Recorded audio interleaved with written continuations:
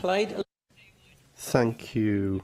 Tabernacle Chapel has been voted Wales's favourite church or chapel. The Sacred Wales Cymru Sanctaidd competition was launched by broadcaster and journalist and Vice President of the National Churches Trust, Hugh Edwards. In July of this year, he called on the public to vote for their favourite church or chapel in Wales.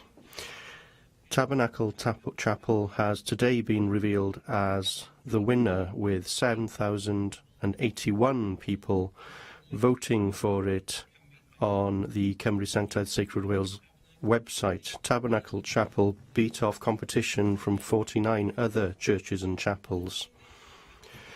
A Grade 1 listed building, Tabernacle Chapel, was designed by Welsh architect John Humphreys, and it opened its doors in 1870. It was said to be the most ambitious chapel in Wales and cost what was then a huge sum of £18,000. It is known as the Cathedral of Welsh Nonconformity. Tabernacle Chapel will receive a special Sacred Wales Cymru Sanctaidd glass trophy designed by Sandra Snadden, a fellow, and a prize of £500.